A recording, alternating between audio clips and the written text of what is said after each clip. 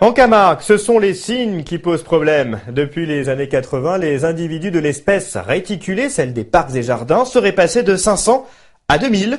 Une augmentation qui n'est pas sans conséquence sur les espaces naturels. Explication, Marie Arnaudet, Jérémy Essas. En Camargue, autrefois, on observait parfois des cygnes de Béoïque ou des cygnes chanteurs, tous deux migrateurs. Mais pas cette espèce, originaire d'Asie et domestiquée depuis le Moyen-Âge pour la décoration des jardins. Un oiseau sédentaire qui vit près de 25 ans en colonie familiale.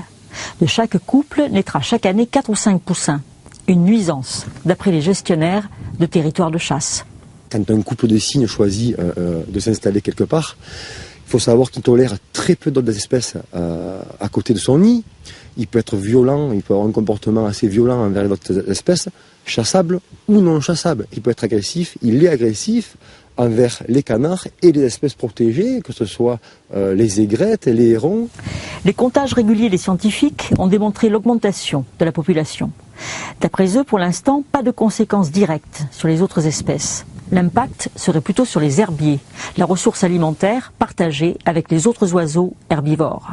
Les cygnes pourraient avoir une action sur la biomasse végétale, diminuer la biomasse végétale et donc la quantité de ressources alimentaires nécessaires pour les autres espèces. Voilà. Mais pour l'instant, il n'y a pas eu d'impact démontré, en tout cas avec les effectifs actuels. Au parc ornithologique du Pont de Gau, on préfère ne pas dérégler les équilibres entre les espèces déjà installées. On tient les cygnes à distance en intervenant sur la hauteur des marais et leur salinité. Car ce qui plaît aux cygnes, ce sont des étangs profonds et surtout de l'eau peu salée. Un type de milieu en croissance ces dernières années parce que favorable à la chasse. Il faudrait aussi songer à revenir un peu vers des milieux plus naturels et vers des milieux plus saumâtres, un peu plus salés, parce qu'on sait pertinemment que cette recrudescence des milieux doux va favoriser la présence des cygnes.